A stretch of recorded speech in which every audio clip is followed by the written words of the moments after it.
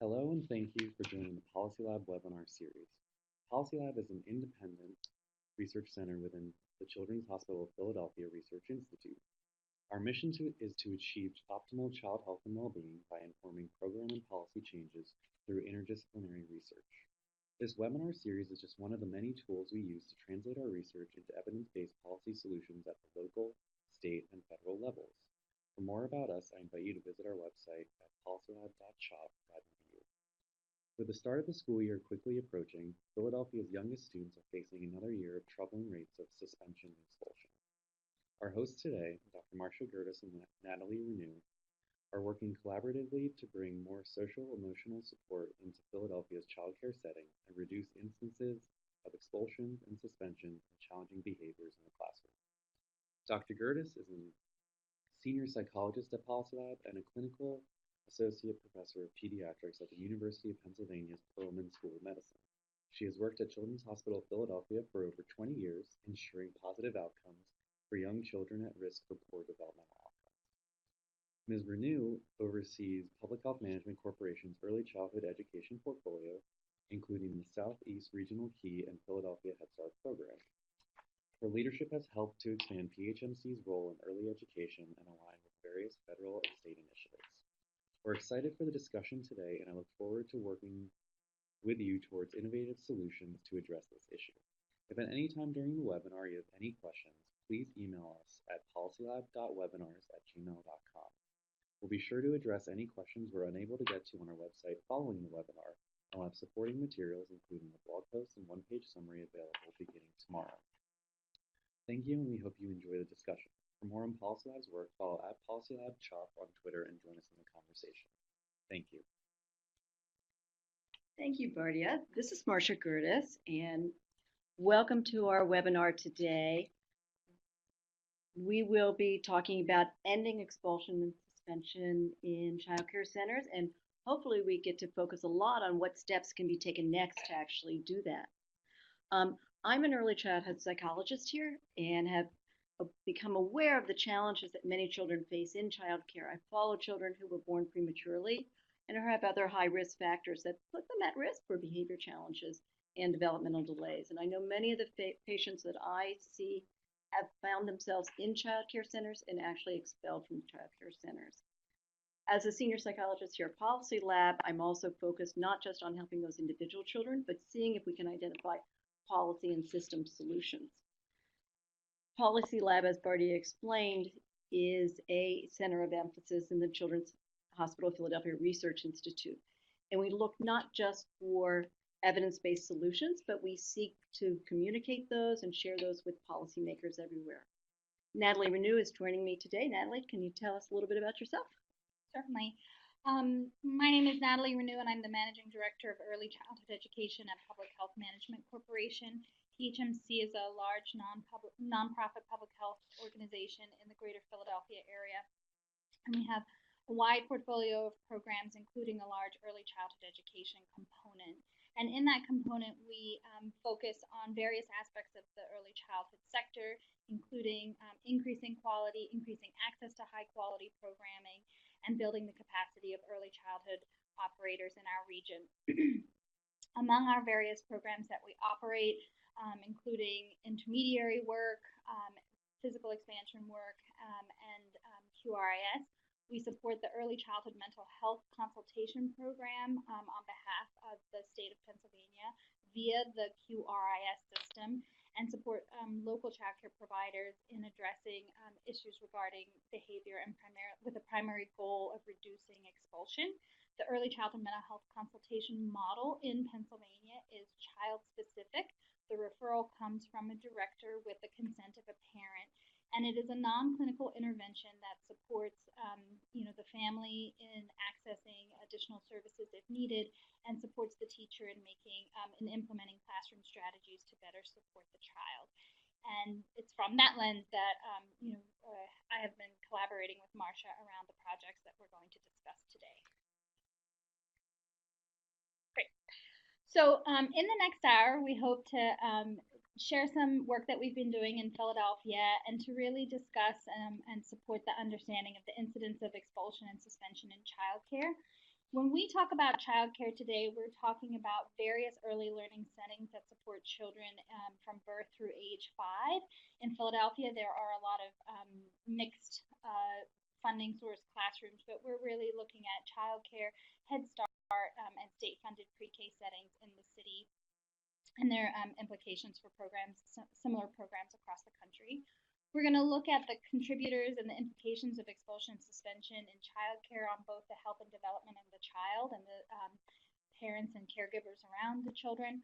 We're going to explore the success and barriers to developing sustainable teacher training and programs and the services for parents that support addressing behavioral challenges in young children.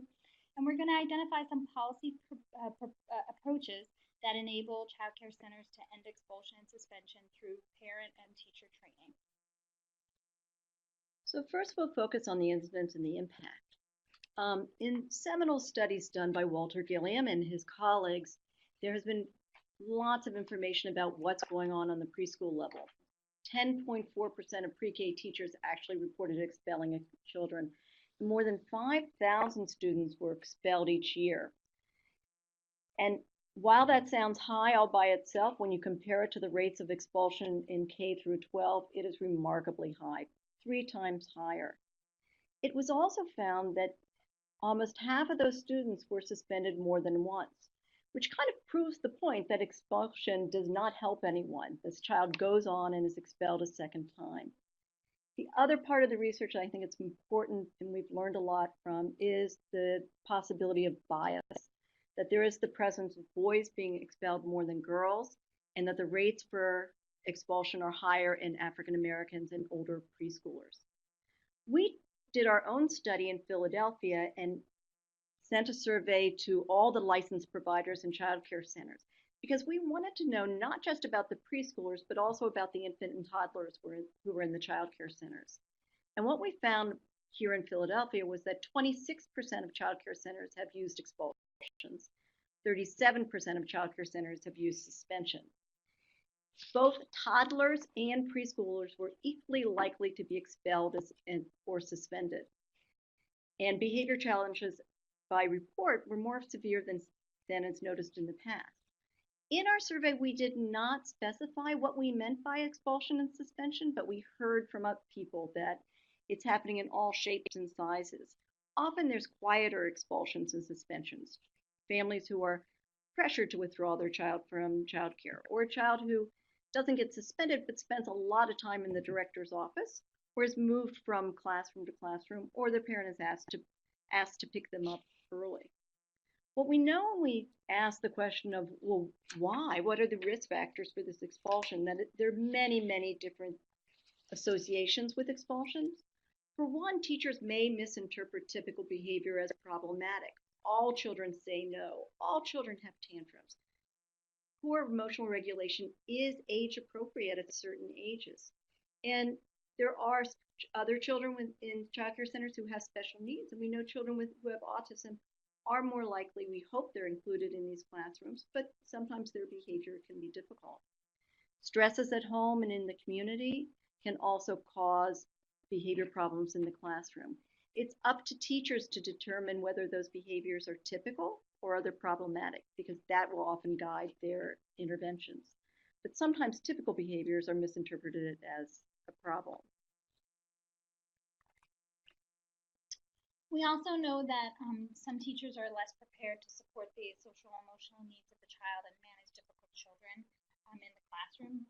And we hear from teachers that they have challenges with young children and specific behaviors, and that they often are unable to operationalize in the classroom directly the things that they're learning through some of their training opportunities. So we recognize that and hear directly from teachers that they're having some challenges in terms of managing the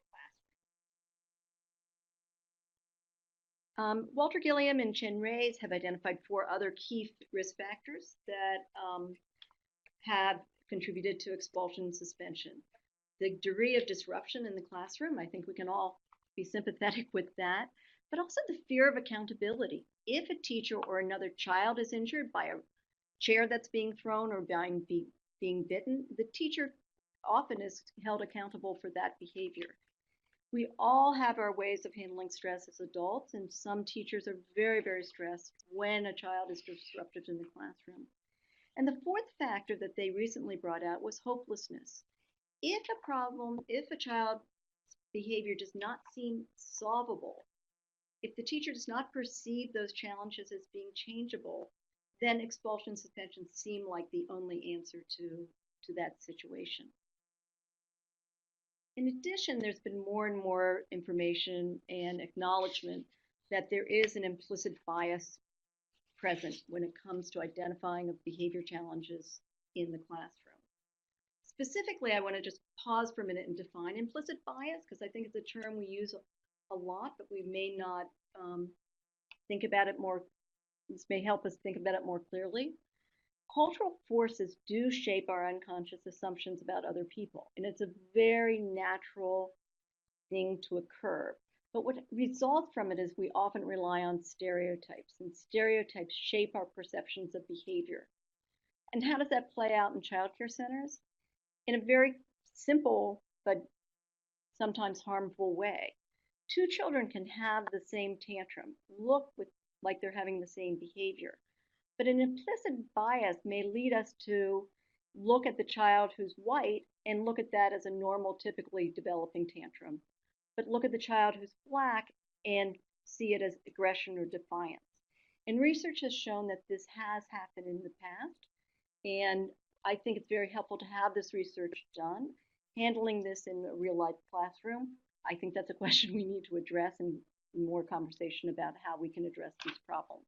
But teachers are more watchful of behaviors in children who are black and are color, and also who are male. In addition, we want to acknowledge, before we go on to our solutions, that there are a lot of supports out there for individual children. The early intervention systems, the mental health systems, and the early childhood mental health consultation that Natalie talked about earlier are really strong systems that are available in every community across this country. But there are barriers within how these are functioning. So we don't necessarily need to create new systems. We need to make these systems work more nimbly, more flexibility, and think a little bit out of the box. Early intervention oftentimes excludes children with behavior problems because they're not classically showing a developmental delay. And their focus is on individual children instead of the entire classroom. Mental health services are there, but there's often a stigma around referral to mental health. And eligibility requires a young child of the age of 2 to have psychiatric diagnosis. The popularity of the early childhood mental health consultations resulted in waiting lists in many, many communities. So we understand from our work and from the research that there are both known and unknown harmful impacts to the children, their parents, and to the child care centers and the early learning programs that support these children. In terms of understanding the impact, without better data to really track this issue, there's a lot that we don't know. We don't have a great data source to link short and long-term impacts specifically to child development, to their family situation, and to their well-being. And there's a lot that's unknown at the systems level. So while we do have some great case studies and an emerging body of data, without large databases and really high efficacy methods to gather this kind of data, we aren't really able to understand it deeply, both in terms of what's not working, but also to understand what is working and when it's working and why. So the ability to look at trends across various settings, various situations doesn't really exist at this point. We know that there are various harmful impacts on young children who are removed from settings. They are less likely to be kindergarten ready. Their experiences with developing bonded and attached relationships with adults are disrupted. They're more likely to need support when they do enter school. They're sort of stigmatized as they start to move around, and they don't necessarily move from one setting to another with a set of supports and a record that helps prepare the next teacher that supports that child in understanding their behavior and modifying their classroom to support them.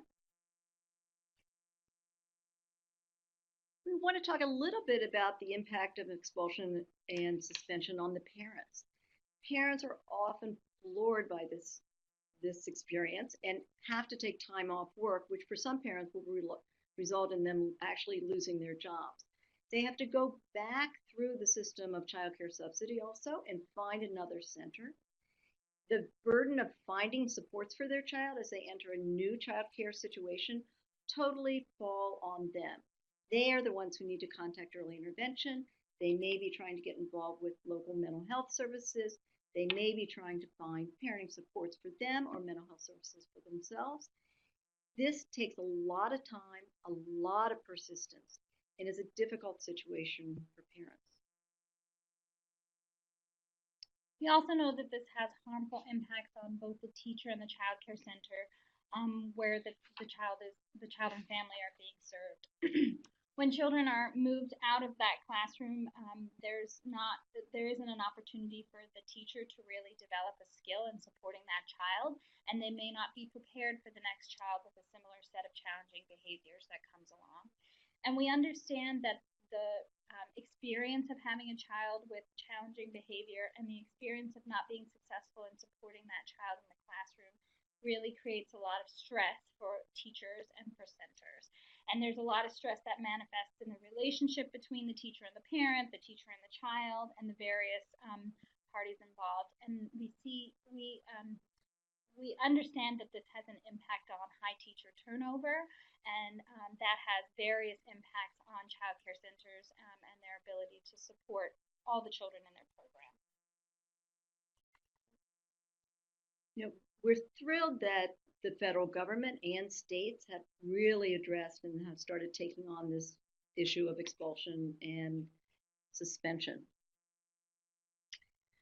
So, and what I will say, we're recognizing that the federal government and for us in Philadelphia, the state government have both developed policies.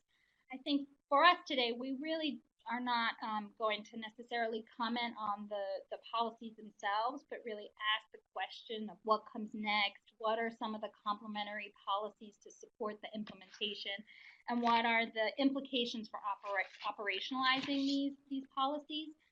At the federal level, the joint statement really advocates for social, emotional, and behavioral health development. It talks about the collaboration of interdisciplinary stakeholders and the need for better teacher training, and recommends that the individual states develop protocols for collecting data. In Pennsylvania, we have two policies, one regarding the reduction of expulsion and suspension, and one that outlines for the inclusion of all children in early childhood education programs. These policies mirror the federal direction in terms of pushing for collaboration and partnerships among interdisciplinary players in the system that support really the planning and intentionality around inclusion and meeting the needs of all children in the early care and education setting, developing positive climate, and supporting social emotional needs, as well as the importance of the family and family engagement in these activities. And here we would like to ask that if folks in other locations, we know there are some on the webinar today from other parts of the country, we would love to see the policies that you have in your state or city or that you're using in your specific program. So you can use the email address that Bardia shared earlier to send us your policies, and we will include them with the final presentation for other folks to access.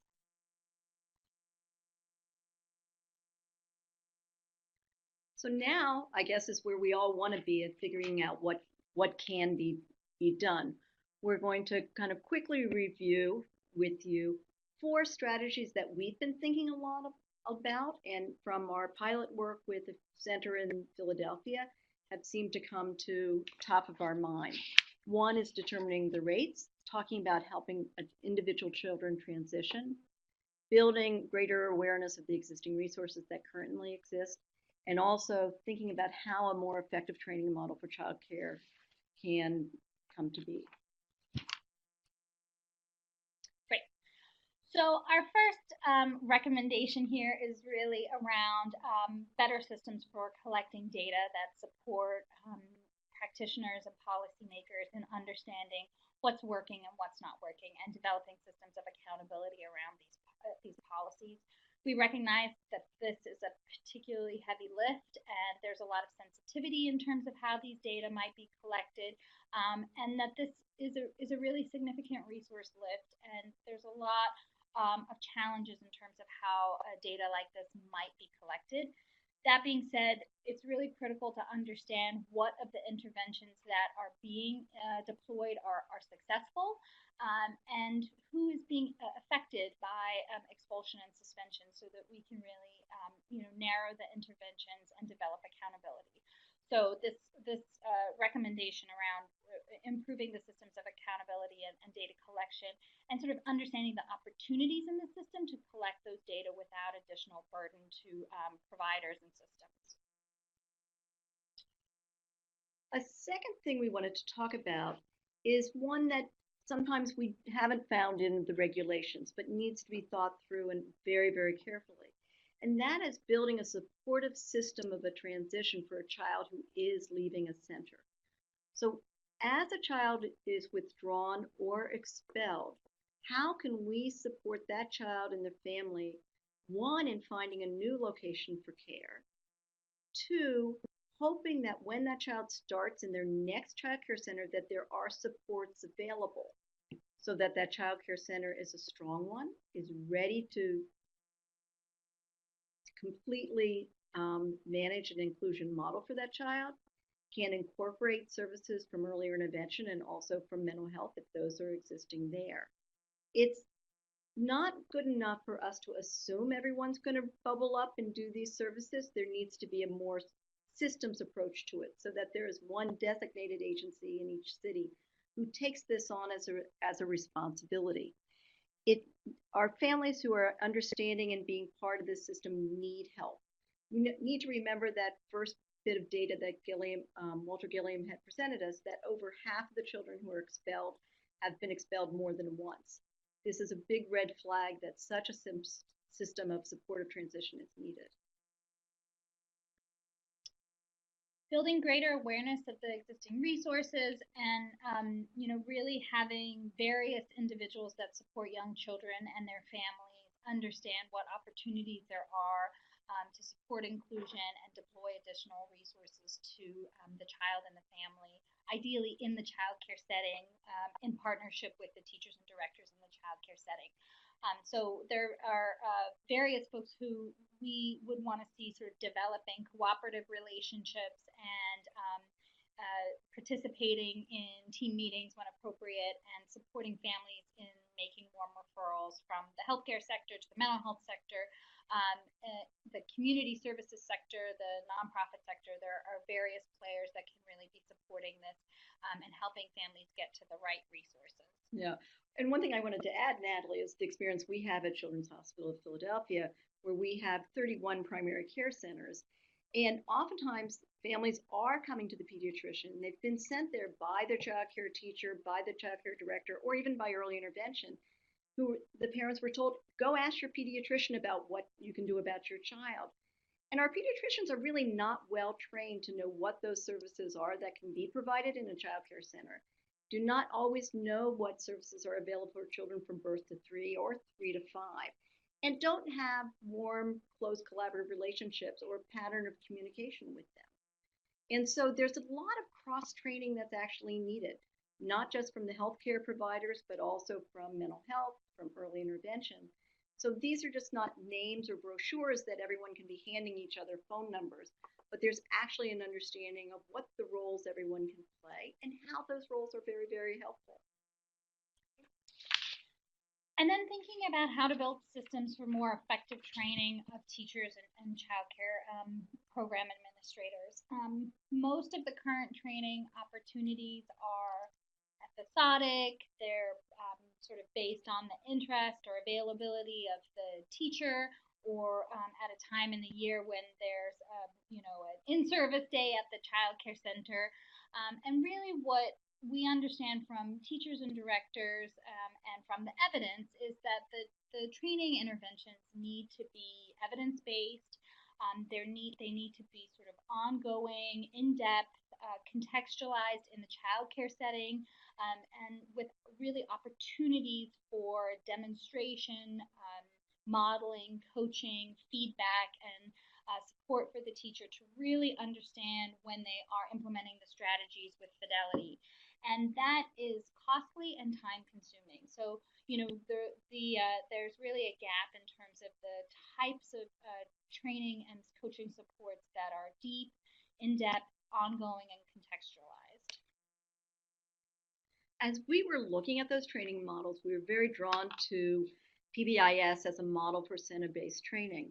PBIS stands for Positive Behavior Interventions and Supports, and it is a three-tiered model based on the Vanderbilt Center for Social and Emotional Foundations for Early Learning, often just referred to as CEFL, and also the Technical Assistance Center on Social and Emotional Intervention. And we were drawn to it because it changes that focus to be on positive behaviors and not just focused on solving the behavior problem. We liked that the focus of it was on positive, strong teacher-child relationships, and that it included parent involvement, that the emphasis on parent-child relationships was also an equal emphasis. The very, very intentional teaching of social and emotional skills is another appealing part of PBIS. Because it's not assumed that each child can learn these things on their own, that it is that early learning environment that helps nurture it, makes it a really great system for early childhood. PBIS has been used frequently in elementary schools, middle schools, and high schools, and really is just now making its way into early care settings, and more specifically into preschools. And there's been some nice research that used PBIS in preschools. But less so do we know about how to use it in a child care center, where there's infants from as young as 6 weeks of age up to 5 years or kindergarten interest rates. Using this three-tier model, and I don't think I'm going to go into great detail because I bet everyone who's listening to this webinar has seen this pyramid before, but I think it's important for us to just take a look and say, yes, that when an intervention is provided universally and that everyone is involved, all the children in the classroom get support. The teachers get support, a system of peer support among the teams, a systematic method of discussing concerns, establishing school rules, of building child involvement, and that coaching can take place at the center and in the classroom, not just in a off-site 2-hour workshop, but that PBIS is a model that can be used by an entire child care center. And it takes time, and I think that's one of the things that we learned is not only does PBIS take time, but it's also important that it's acknowledged that it's not used by itself. At the same time you're using PBIS, centers are also working with early intervention systems, mental health systems. In our case, and with the pilot we worked at, we were also working with the School District of Philadelphia, our local child care agency, and the state professional development systems.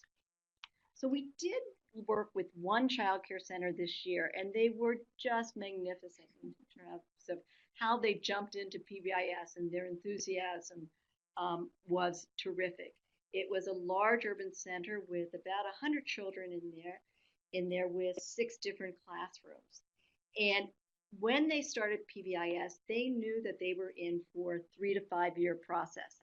And we were just going to be looking at how this flowed in the first year. But they jumped in, established some school-wide values through discussions. Each classroom had school rules, and they were all consistent across each classroom, but of course very different depending on the developmental level of the children. They established a system of core team meetings, which met monthly, where the teachers were support to each other. An internal facilitator or coach was designated. And this photo is a picture of just one classroom system of developing a method for giving rewards for positive attention. And this beehive bucket was their version of the bucket filler, where whenever a child behaved well or followed a rule, they got a reward and got to put a bee in the Beehive. So it was really, really exciting to see this roll out. As it rolled out, and we worked with the center director and the teachers across the year, as long as also working with PBIS coaches, it made us think and become aware of different challenges that they were facing, possible recommendations, and possible system changes that would be needed to make this a system that could be used for every child care center. And we need to kind of think this through as we want to end expulsion and suspension. We can't expect each child care center to solve this problem on their own. They need the support of an entire system from a state level, on a county level, and a small community level. So in our pilot program, we encountered a number of challenges, as Marsha mentioned, and developed some recommendations. In our initial site, we were training the external facilitators while simultaneously bringing the site on board with PBIS, because there was not an existing pool of facilitators to pull from for this program.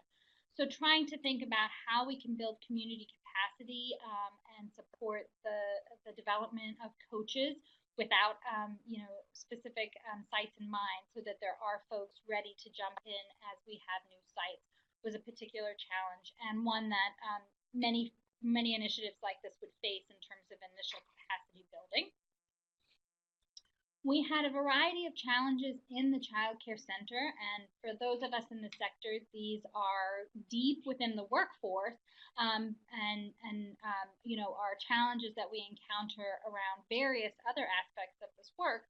But we saw, high teacher turnover at both the teacher and administrative levels, and that really delayed our ability to implement the intervention as new teachers were starting, and there was turnover in the classroom. And again, this is very typical of the early childhood, of the early childhood sector.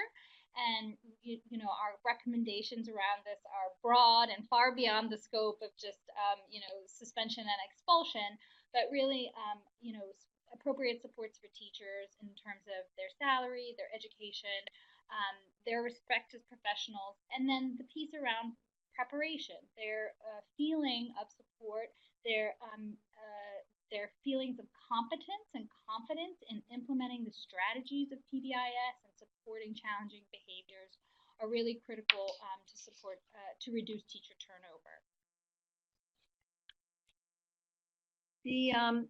We were also faced by finding the correct funding stream for professional development. As we've mentioned before, the current system is often more set up for episodic training as opposed to the type of training that is needed for PBIS that becomes weekly coaching in the first year, and that coaching takes place at the center, in the classroom, with the children present in the building. But will continue for years 2 through 5, often with monthly participation, sometimes bi-monthly.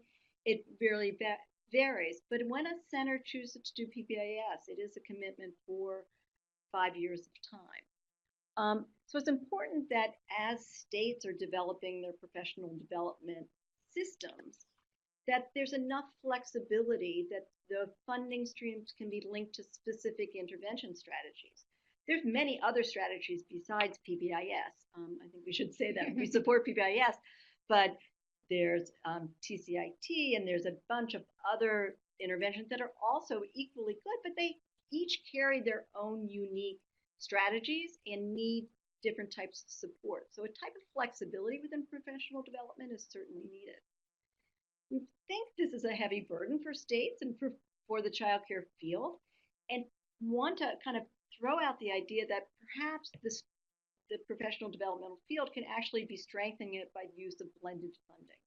That there may be funding that more traditionally comes through early intervention or through mental health that actually can go into the pot to support child care preparation, the preparation of child care teachers. Another issue that we became aware of in working with our pilot center is that the services that were available through early intervention, both for birth to 3 and 3 to 5, were not always maximized. that often there was a delay in the intake process, so children were referred but didn't actually receive services until many, many months later. There were children who had IFSPs or IEPs, but the goals had not been shared with the teachers. There were providers coming to the center, but the provider would pull out the child with them outside the classroom, and the teacher was not aware of what those goals or strategies were. We think there's many steps that can be taken to change and maximize the role of early intervention within centers that will not take new regulations or new policies, but simply to change and build excitement in new ways of practices. For example, one way to shorten the time between referral and services is simply to let child care centers and child care directors explain to the parent the importance of the permission to evaluate form and let them sign it ahead of time and send that in at the time of the referral and not have the families wait for that packet to be mailed to them. Including teacher input in terms of the observations of the child and the MDE is something that many, many teachers ask for. They feel they know these children very, very well after months of teaching them and would like the opportunity to inform early intervention about what they see as the children's strengths and what they see as the children's weaknesses. The regulations currently state in Pennsylvania that the parent can put anyone on their team as they want, but there's not a process for routinely inviting the teachers to be part on the IFS or IEP teams or the center directors, and teachers and child care teachers would welcome that. There's some interesting ideas that I've heard teachers and child care centers talk about that I wanted to share with you.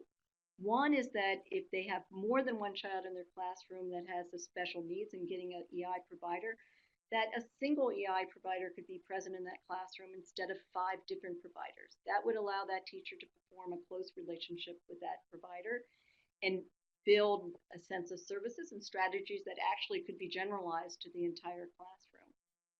And I would add, I think there's a real opportunity to consider in both training and preparation of teachers and interventionists the opportunity, the really intentional focus on relationship building with other professionals and setting some administrative expectations for teachers and interventionists to develop relationships, to share information with one another, and to coordinate their activities around the child and the family, so that creates a shared set of expectations, a shared set of language, and coherence for the child and family as they access various sources of support.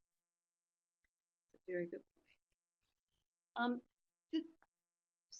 We wanted to spend a little bit of time of those children who fall into that third tier of the pyramid, those children who have the most significant challenges, and pose the question of what is the role of mental health in early childhood education.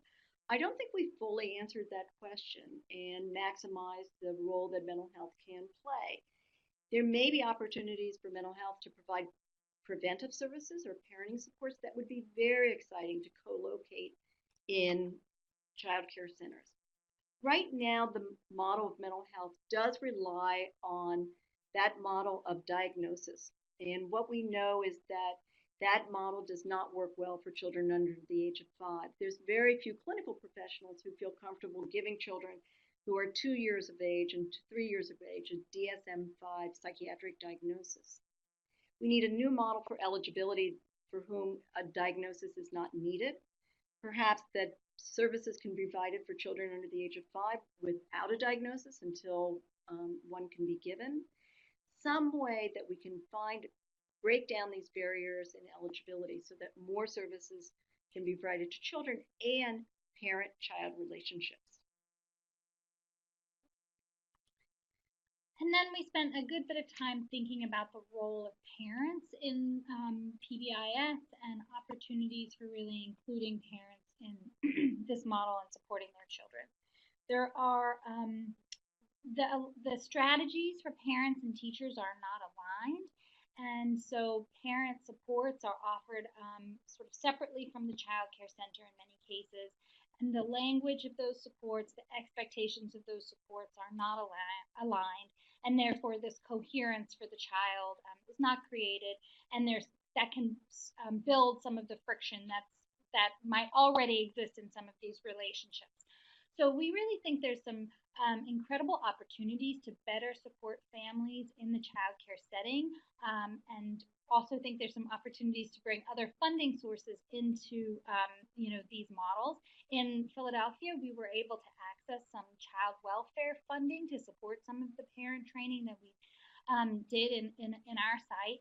And there's really an opportunity in childcare that we offer supports to families based on the fact that they're parents and not because their child has something wrong or there's a problem, but it's really a destigmatized environment where folks are participating because they're parents. And there's some really great opportunities, we think, to develop supports for families around building positive behavior, reinforcing sets expectations that are in the classroom, and also continuing to build the team and the adult relationships around the child. Yeah. I think this is a really good point. I think one of the things we often hear from childcare teachers and directors is that, oh, they referred a family to services, but the family didn't follow through or didn't want to go. By providing those services to parents universally, I think we can break down some of that reluctance of parents to go to different systems when there's co-location of some of those services at the center. So we threw out a lot of information here and a lot of recommendation. We'll take just a moment to review them with you, and then we hope that when we look at our Gmail account for questions, we have some questions, but we can talk a little bit more about them. So there are really 5 main recommendations that we mentioned or talked about. One is tracking the occurrences of expulsion and suspension from childcare and communities. That is really the only way we can look at if we're making progress in this area.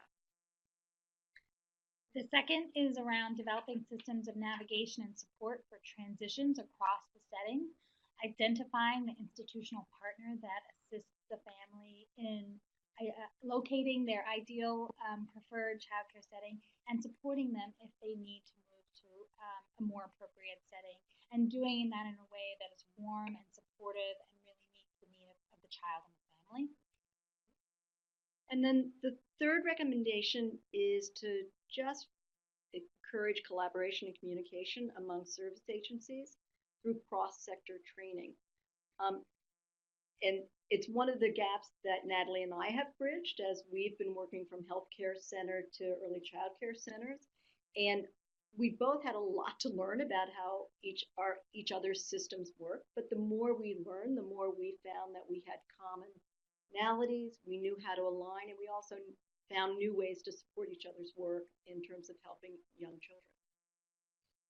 And then the recommendation around supporting and funding long-term coaching interventions, that teacher supports are evidence-based, that they're ongoing, that they're in-depth and hands-on, and that teachers have opportunities to practice and to receive feedback around the strategies that they're implementing so that they can continue to refine their professional practice.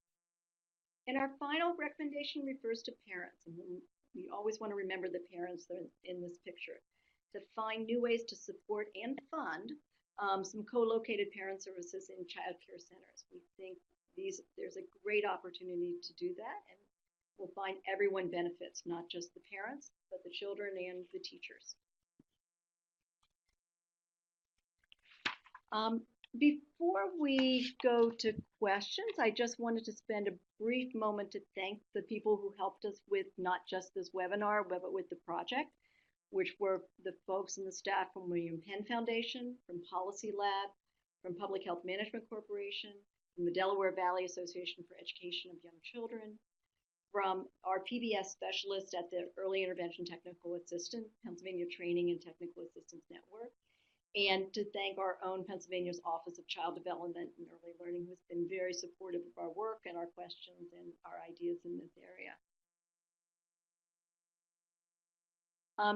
As we said, we'll be following up with a blog post and a project page, but we do have some time available now. We'd be glad to answer any questions that people might have and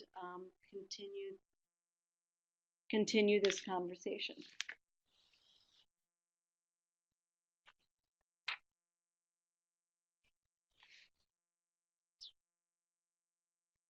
Should we talk a little bit about the implicit bias question? Because I think that is a tough one. And in today's political climate, it becomes even a tougher one to open up to calm and peaceful discussions. But I think it's worth talking about. I think it relates a lot to one of our first recommendations is to just track it. Because if each individual childcare center really keeps track of who has behavior incidences and when they're noticed and who's getting expelled, it opens up opportunities for self-reflection. And from that, a childcare director can bring in cultural effectiveness workshops that are focused around building awareness and understanding how to look at children on an individual basis and not based on just stereotypes. And I would also say that the core team meeting structure of PBIS might support this as well. If programs are in a position to build core teams that are diverse and include folks from different, different demographics, but also different positions within the center, the opportunity to review the incident tracking data and to look at the, who's being impacted and what's going on with a diverse group may help the center be reflective about where incidents are occurring, with whom they're occurring, and whether or not bias may be a factor in those incidents. One of the things that happens in those core team meetings is that standardization of care. And there's always individualization, but that there is a system of praising. There's a system of targeting positive behaviors that gets rewarded. And by standardizing that, a lot of that bias can be minimized. And teachers can actually get a lot of support and become unstressed by having more standardized measures to carry things out.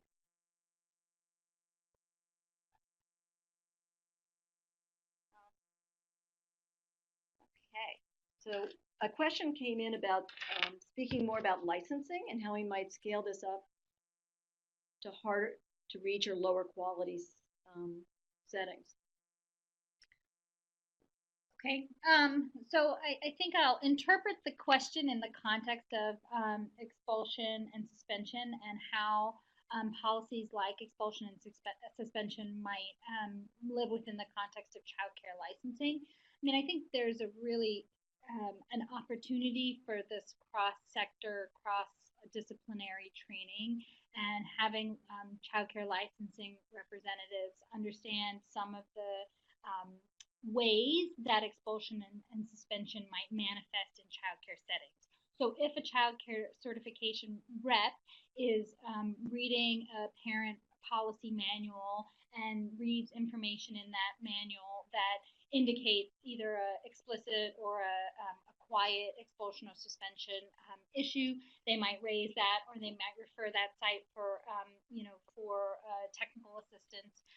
I think that is an important next step in terms of operationalizing some of these policies, is what other policies are impacted by them and how a set of policies and individuals around the center supports the implementation of the childcare policies. So in Pennsylvania, we are really encouraging the adoption of individualized individual policies that reflect the state policies in each site. And there is technical support for programs as they craft and implement their policies in their own programs. And that will certainly have implications for various other programs, various other policies in the program. And I think childcare licensing can be an important partner in identifying when there are issues and when a provider may need additional support. Someone else has asked a question about how we use child welfare funding. We contacted the child welfare agency that covered the neighborhood that our pilot child care center was in and asked them if they would be willing to provide parent training or parent workshop at that center. In Philadelphia, each of the community centers that are the welfare centers, which we call them community umbrella associations, CUAs, has a commitment to provide outreach and education for their neighbors, and they often hold things called parent cafes, where they invite parents in to come in and chat about a number of different topics. We saw the alignment between what they were doing in parent cafes in the neighborhood, and if one of those parent cafes could be provided at our childcare center, it would be that nice co-location, but still meet their mission of reaching out to parents and providing parents support. We're particularly interested in an evidence-based parent intervention, and we're looking at the use of CARE training, which is a parent workshop that's modeled after the same principles as parent-child interaction therapy. And so in our specific case, we asked that agency, because they also had a mental health side and they knew they had people trained in that intervention. So that's how we were able to do it. I think it's an exciting opportunity. I think it's not one that we could make happen in every KUA in Philadelphia, but we knew that KUA was especially geared toward being open and thinking a little bit outside the box on how community outreach could be done. And I think the larger idea here is that there are systems that do have some level of funding, though insufficient in almost all cases, for prevention. And how do we think about prevention in the context of childcare? And are there partners who are willing to use their prevention funds or their prevention activities in the context of childcare? And we were very lucky to identify a partner who was willing to do that in Philadelphia. So another question is coming in, which is about strategies to train pediatricians and healthcare providers and accomplishing that cross-training. And I think it's a really good question. I think we're just trying to figure that out and think that through ourselves. I think we each do cross-training on our own. For example, I know here at Children's Hospital of Philadelphia, I do a training of the medical residents each year, and also have done trainings of the attendings in primary care, telling them a lot about childcare and the services that are available. But we have not accomplished this as strongly as we should have, and I would love to, I will contact the person who actually asked the question and see if we can brainstorm about more ideas of how to do it. Having the professionals work together across individual cases, I think, can be very, very helpful. So from one person's experience working with an early childhood mental health consultant, with a childcare teacher, with a parent, with a pediatrician, as that collaborative work and communication through the shared decision making or the shared strategies is successful, that individual pediatrician is more likely to do that the next time and share that information.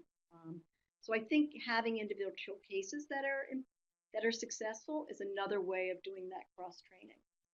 But I think it's a good topic for discussion and for exploration.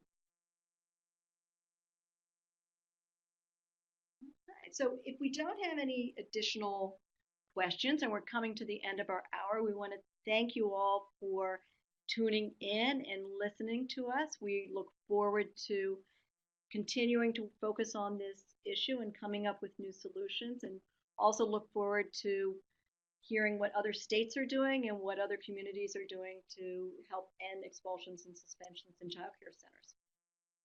Yep, thank you very much. And as Marsha mentioned, we'll be posting the materials from our discussion today. Our emails are here and various websites, so please reach out and let us know if you have resources to share or questions that we can address offline. Thank you very much.